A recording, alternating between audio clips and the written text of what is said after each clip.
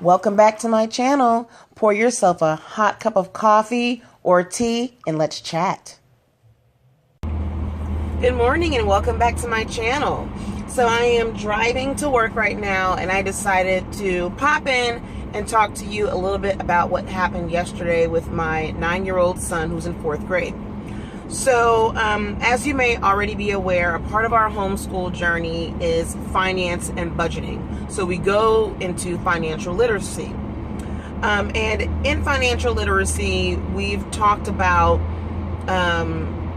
the purpose of long-term savings, because my son does have a savings account, and we talked about the savings account and what it's for. So he saves 20% of his income, regardless of how that income is derived, via gift, he earns it, he finds it, whatever it is, he has to put aside 20% into his savings account in the bank. So I've spoken to him before and he understands that his savings account is for emergencies, and we also discussed and defined what an emergency is.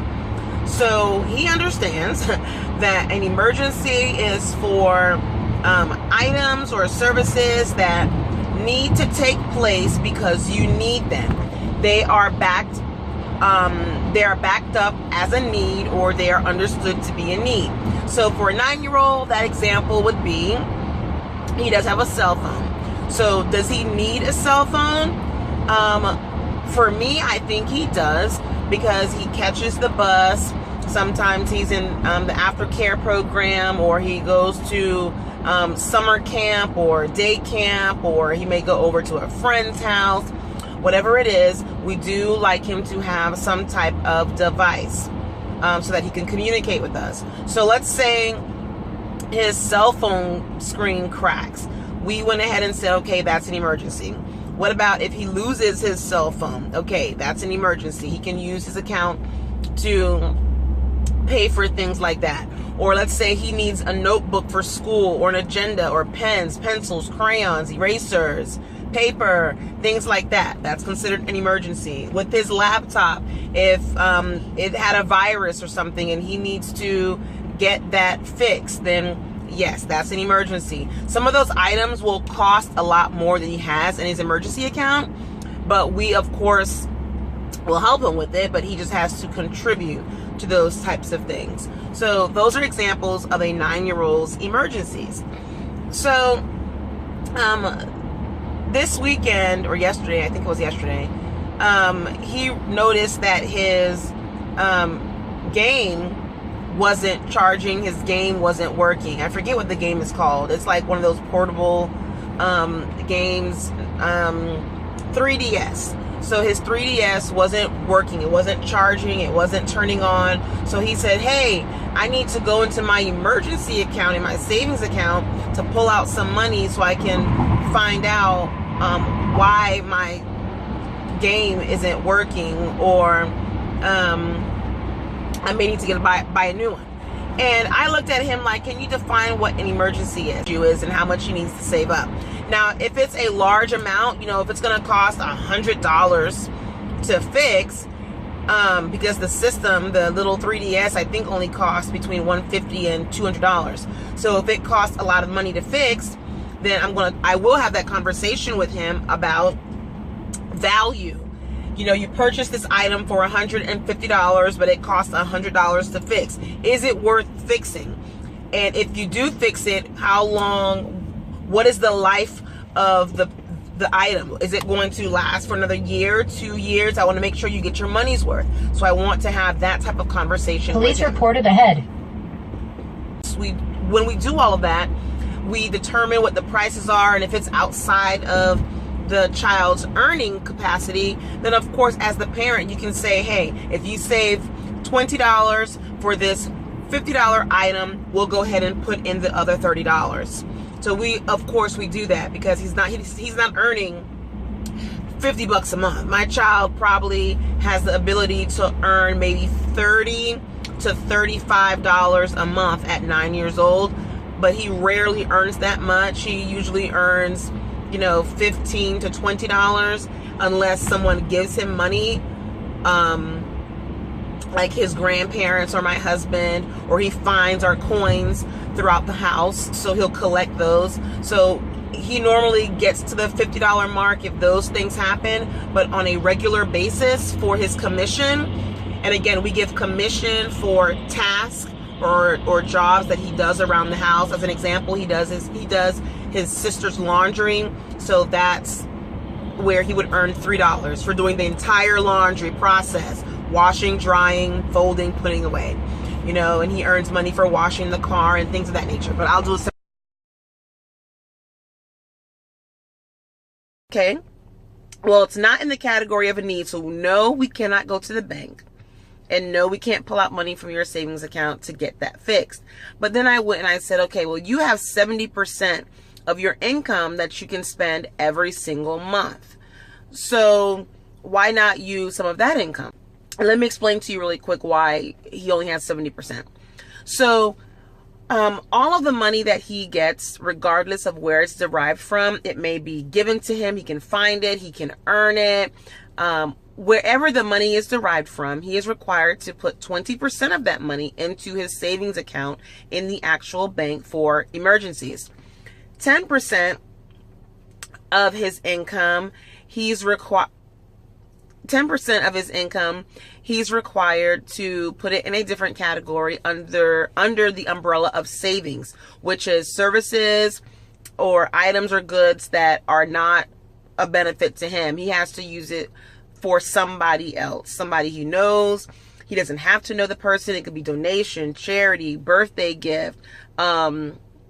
He just has to give it away in some way. And that's our way of teaching him that giving is really for him. Giving something to somebody else gives you a sense of love and appreciation for other people. You don't have to spend all your money on yourself. There are other people out there that need it. There's other people out there that you want to spend on because you care about them. And even if you don't know who they are, you care about the cause in which you're donating your money to. So we've had those conversations before. So that's the 20%, 10%. So that's where 30% of his income goes. So that's why he's able to only spend 70%. So I told him, well, what we can do is we can go find out, one, if there's even an issue with your device. It may just be where you plugged it in. It can be the charger. So let's go figure out, let's go get the item diagnosed. Let's go get your 3DS diagnosed. And once we go that route, we can figure out what the problem is and how much it costs to fix. And the 70% of your income that you have every month, you do need to utilize some or all of that income to get that item fixed if you truly want that item, fixed. So, of course, he did not like that. He did not like the fact that he won't be able to spend his money on eBay or Amazon or Walmart, Target or Dollar Store or Toys R Us. So he wasn't too happy that he may not be able to spend as much money as he has budgeted for in those areas because of this issue, last minute issue, unforeseen issue that took place. So these are ways that we incorporate financial literacy, budgeting, finance within our homeschooling journey. So whether or not we homeschooled or not part-time, we would still have these types of conversations with him because finance is a very big thing to me. And I think teaching your kids as early as possible the concepts of saving, giving, spending, understanding needs and wants, understanding what is a budget, how to research for what they want, how to be patient and wait until they get the estimated amount that they need to purchase that product is very, very important. So we started these conversations around 5 years old. We didn't go in depth about, certain things, but the simple things, needs, wants, patiently waiting, we started that type of stuff maybe 4 years old. But here now at 9 years old, my son is 9 years old, he's in the 4th grade. Right now, he understands those concepts. We have them as part of our everyday conversations.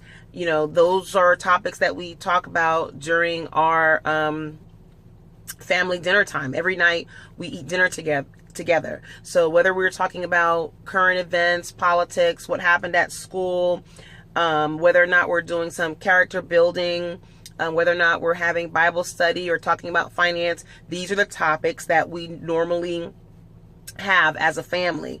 But within our homeschooling journey, our homeschooling curriculum, we do include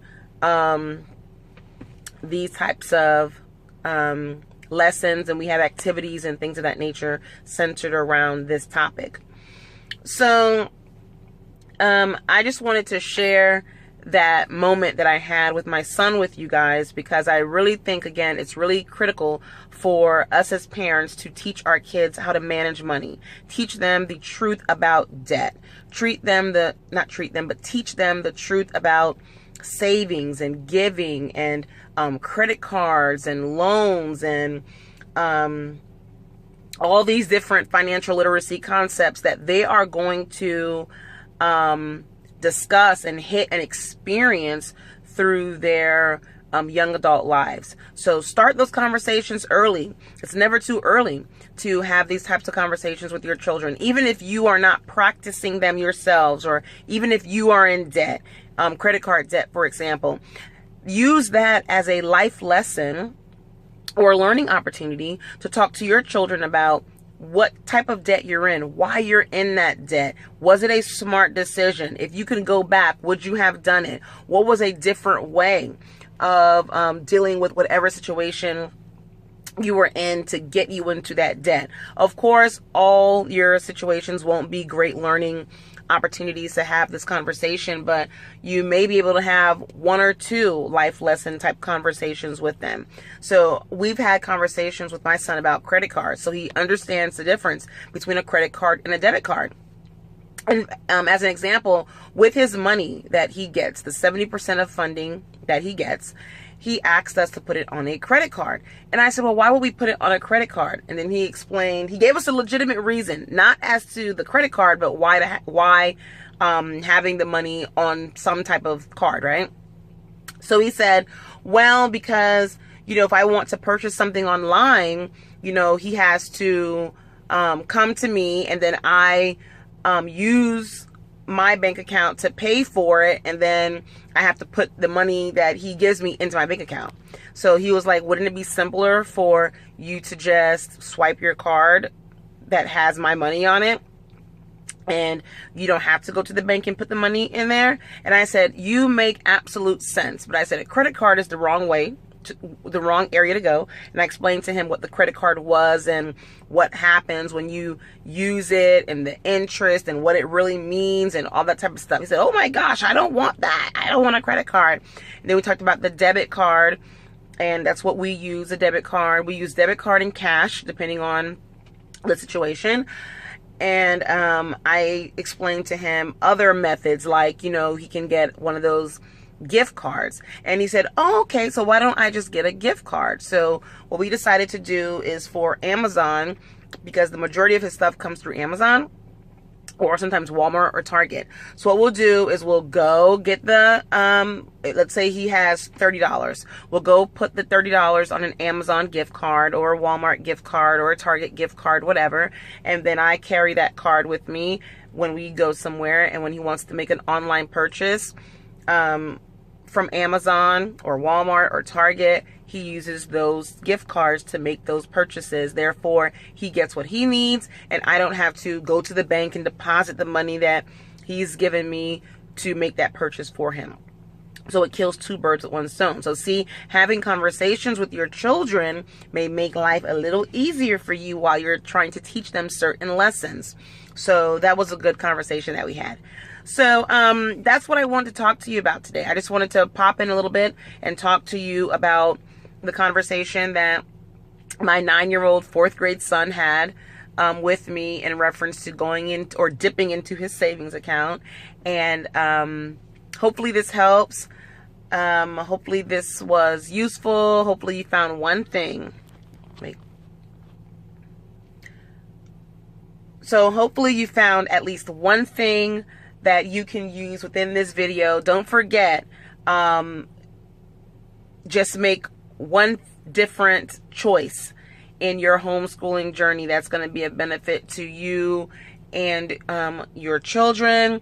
As always, I'll see you in another video, and make it a great, great, super fantastic, awesome day. All right, deuces.